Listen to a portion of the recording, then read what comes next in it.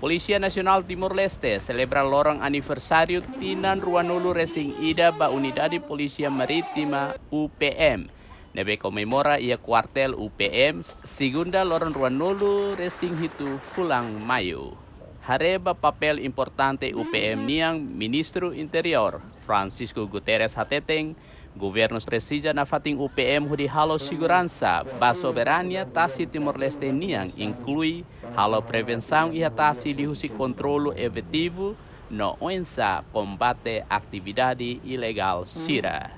Para que nosso sujeito você para incluir o desempenho do papel área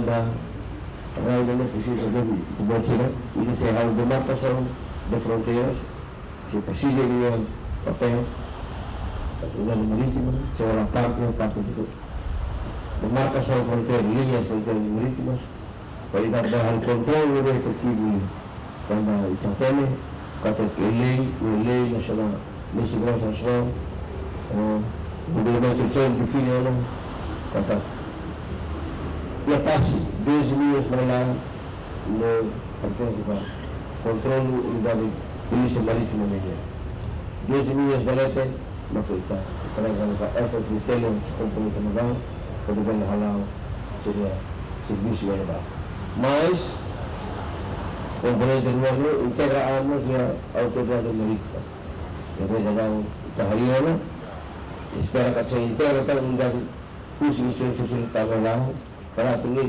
clear controle efetivo e internacional. Ho aniversário Unidade Polícia Marítima niang Batinan Ruanulu Racing Ida, segundo comandante PNTL, Comissário Pedro Belo, husuba governo atau bela aumenta recurso humano ba unidade ne, ho di bele halau ni missão inclui aumenta equipamento, noro ahi ba patrulhamento niang. Unidade Polícia Marítima ia a garante a nós da missão segurança solitária, mas nós já contexto Brasil para a segurança nacional. A nossa consagra e a política do governo também e as necessidades importantes todas. Onde falo investimento e depois a área de relacionada ao aumento de recursos humanos, ROI, no equipamentos SIRA. Nós formação e também responde às necessidades do nosso e agora da programação original.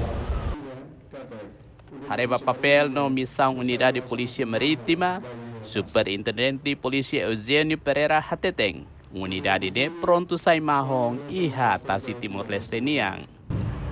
Não ir no sentido kata, todo das Timor-Leste precisa de posição de segurança. Especificamente dalam recursos yang limitasi ogos. Nós se vai saber hal ini dia pasti. Isso ela permite todo das Timor-Leste sair nesse espaço que é muito atuativo da atividade crime organizado. Lusitania Barreto, Leonito Fátima, VIP TV.